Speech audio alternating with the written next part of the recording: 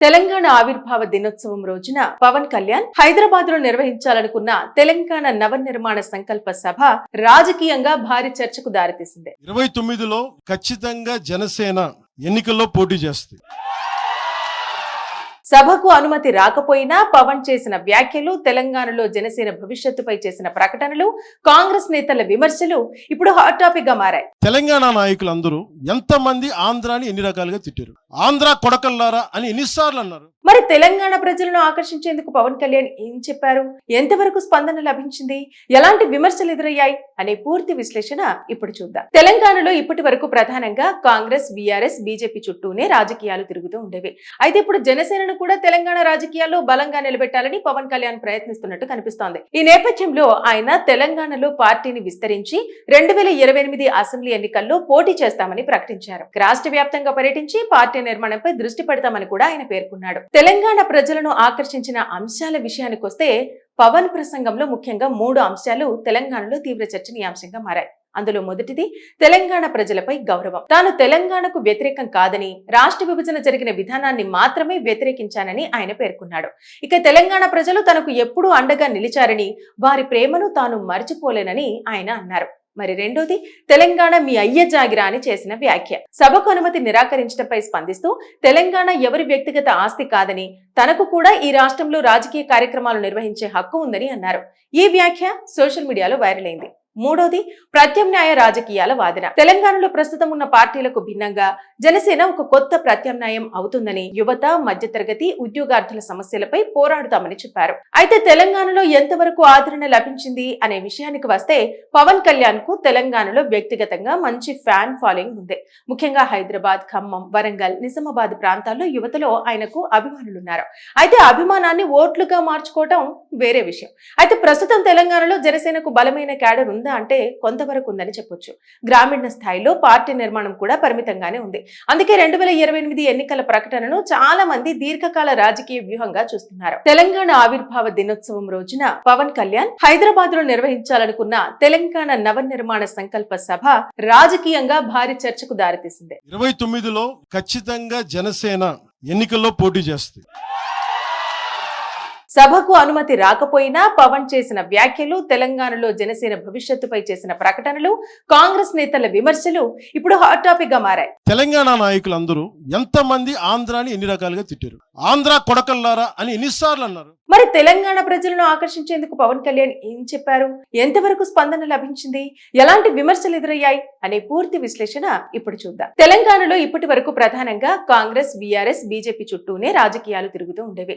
అయితే ఇప్పుడు జనసేనను కూడా తెలంగాణ రాజకీయాల్లో బలంగా నిలబెట్టాలని పవన్ కళ్యాణ్ ప్రయత్నిస్తున్నట్టు కనిపిస్తోంది. ఈ నేపథ్యంలో ఆయన తెలంగాణలో పార్టీని విస్తరించి 2028 అసెంబ్లీ ఎన్నికల్లో పోటీ చేస్తామని ప్రకటించారు. రాష్ట్ర వ్యాప్తంగా పర్యటించి పార్టీ నిర్మాణంపై దృష్టి పెడతామని కూడా ఆయన పేర్కొన్నాడు. తెలంగాణ ప్రజలను ఆకర్షించిన అంశాల విషయానికొస్తే పవన్ ప్రసంగంలో ముఖ్యంగా 3 అంశాలు తెలంగాణలో తీవ్ర చర్చనీయాంశంగా మారాయి. అందులో మొదటిది తెలంగాణ ప్రజలపై గౌరవం. తాను తెలంగాణకు వ్యతిరేకం కాదని, రాష్ట్ర విభజన జరిగిన విధానాన్ని మాత్రమే వ్యతిరేకించానని ఆయన పేర్కొన్నాడు. ఇక తెలంగాణ ప్రజలు తనకు ఎప్పుడూ అండగా నిలిచారని, వారి ప్రేమను తాను మర్చిపోలేనని ఆయన అన్నారు. మరి రెండోది తెలంగాణ మీ అయ్య జాగిరా అని చేసిన వ్యాఖ్య. సభకు అనుమతి నిరాకరించడంపై స్పందిస్తూ తెలంగాణ ఎవరి వ్యక్తిగత ఆస్తి కాదని, తనకు కూడా ఈ రాష్ట్రంలో రాజకీయ కార్యక్రమాలు నిర్వహించే హక్కు ఉందని అన్నారు. ఈ వ్యాఖ్య సోషల్ మీడియాలో వైరల్ అయింది. మూడోది ప్రత్యామ్నాయ రాజకీయాల వాదన. తెలంగాణలో ప్రస్తుతం ఉన్న పార్టీలకు భిన్నంగా జనసేన ఒక కొత్త ప్రత్యామ్నాయం అవుతుందని, యువత, మధ్యతరగతి, ఉద్యోగార్థుల సమస్యలపై పోరాడుతామని చెప్పారు. అయితే తెలంగాణలో ఎంతవరకు ఆదరణ లభించింది అనే విషయానికి వస్తే పవన్ కళ్యాణ్ కు తెలంగాణలో వ్యక్తిగతంగా మంచి ఫ్యాన్ ఫాలోయింగ్ ఉంది. ముఖ్యంగా హైదరాబాద్, ఖమ్మం, వరంగల్, నిజామాబాద్ ప్రాంతాల్లో యువతలో ఆయనకు అభిమానులున్నారు. అయితే అభిమానాన్ని ఓట్లుగా మార్చుకోవటం వేరే విషయం. అయితే ప్రస్తుతం తెలంగాణలో జనసేనకు బలమైన క్యాడర్ ఉందా అంటే కొంతవరకు ఉందని చెప్పొచ్చు. గ్రామీణ స్థాయిలో పార్టీ నిర్మాణం కూడా పరిమితంగానే ఉంది.